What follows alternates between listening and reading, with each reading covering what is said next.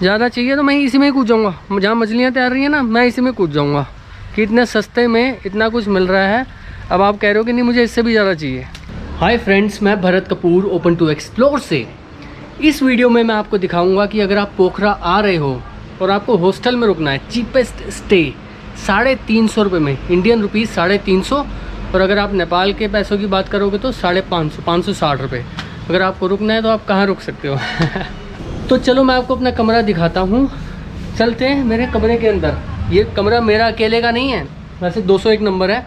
इसमें 6 लोग हैं मेरे साथ, 6 बेड लगे हुए हैं। आप देखो 1 2 3 4 5 और ये 6, ये वाला मेरा है।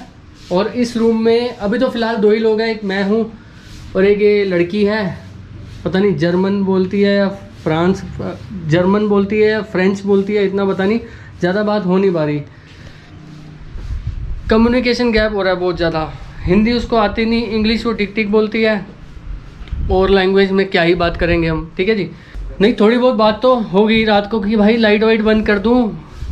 भाई काम कर रहे थे, वो भी काम कर रही थी, मैं भी काम कर रहा था, एडिटिंग कर रहा था। मैंने कहा लाइट बंद कर दूँ, या switch off the light, turn on the light, turn off the lights. इतनी बात तो आसानी से हो गई। तो 350 रुपये में आप और क्या ही लोगे। वॉशरूम इसके साथ अटैच्ड है, या देखो नहाना वहाना, गर्म पानी सब कुछ आपको यहाँ मिलेगा। हे, और लॉकर्स है यहाँ पर, जैसे ये मेरा है, मेरा बैग पड़ा है और इसको आप लॉक भी कर सकते हो। ठीक है जी।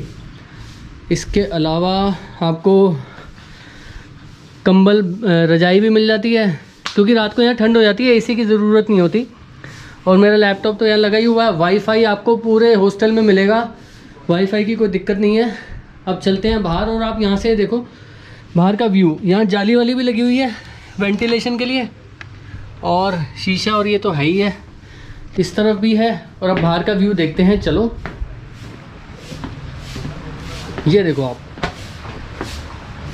सामने पहाड़ और वहाँ पर है लेक, क्योंकि ये लेक व्यू हॉस्टल है, लेक के बिल्कुल सामने हॉस्टल है। और यहाँ काफ़ी सारे रूम्स हैं, यहाँ भी रूम है, और यहाँ भी रूम है। ये आप यहाँ से व्यू देखो, ये देखो पानी भी जा रहा है यहाँ से, क्योंकि वहाँ लेक है। लेक का पानी कुछ यहाँ से भी निकलता हुआ जा रहा है हमारे हॉस्टल के अंदर से। सामने कैफेटेरिया है, वहाँ भी अभी चलता हूँ, और वहाँ बैठने की जगह है, वहाँ प्राइवेट रूम्स भी हैं, प्राइवेट रूम भी ले सकते हो। तो चलते हैं हम नीचे, कैफेटेरिया की तरफ चलते हैं।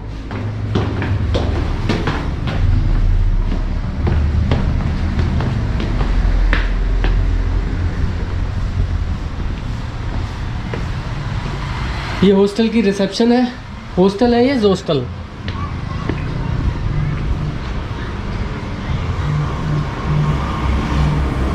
जोस्टल, और ये रोड है, यहाँ से 4-5 किलोमीटर दूर है बस स्टैंड। बस स्टैंड से, पोखरा बस स्टैंड से 4-5 किलोमीटर दूर है। अब सीधा अंदर।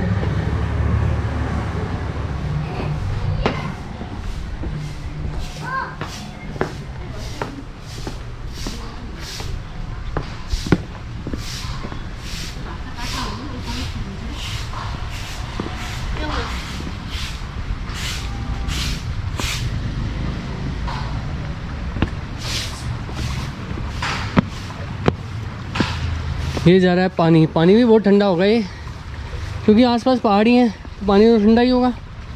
रात का यहाँ बहुत ज़बरदस्त व्यू आ रहा था, पूरी ये लाइटें वाइटें छोटी छोटी, बिल्कुल कैंडल लाइट डिनर टाइप चल रहा था। प्रॉपर्टी बहुत बड़ी है।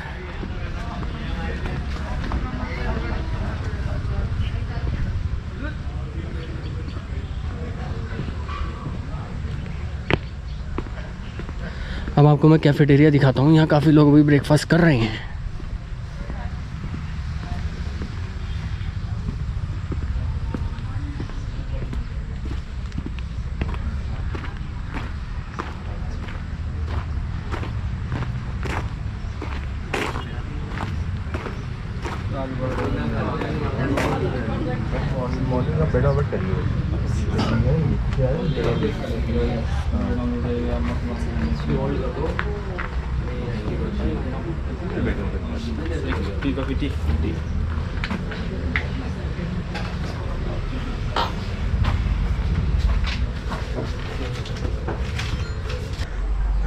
यहाँ से आप ये व्यू देखो, चारों तरफ खाली है। लेक बहुत पास है यहाँ से, सिर्फ 150 मीटर। और यहाँ देखो आप, हॉस्टल में आपको बहुत सारी मछलियाँ भी दिखाई दे जाएंगी, बड़ी बड़ी हैं। ऑरेंज वाली तो काफ़ी सुंदर लग रही है। तो अब आप पोखरा कैसे आए हैं? आप पोखरा आना चाहते हो, आप कैसे आओगे? अगर आप काठमांडू से आ रहे हो तो काठमांडू से आप बाय बस आ सकते हो। 200 किलोमीटर का सफ़र है जिसमें 9-10 घंटे लग जाएंगे। ठीक है जी, मैं भी बस से आया था। अगर आपने वो वीडियो नहीं देखी तो लास्ट वीडियो में आप देख सकते हो, काठमांडू से पोखरा की बस का सफ़र। और अगर आप इंडिया से आ रहे हो बाय रोड तो आप सुनोली बॉर्डर आता है, वहाँ से आप सीधा पोखरा की तरफ आ सकते हो। ठीक है, सुनोली से जब आप काठमांडू की तरफ जाओगे तो रास्ते में एक पॉइंट आएगा जो राइट में काठमांडू जा रहा होगा और लेफ़्ट में पोखरा। 100 किलोमीटर वहाँ से काठमांडू है उस पॉइंट से, और 100 किलोमीटर यहाँ लेफ़्ट में पोखरा है। अगर आप नाइट लाइफ, शॉपिंग, टेम्पल्स, थोड़ा भीड़ भाड़ देखना चाहते हो तो आप काठमांडू की तरफ चले जाओ।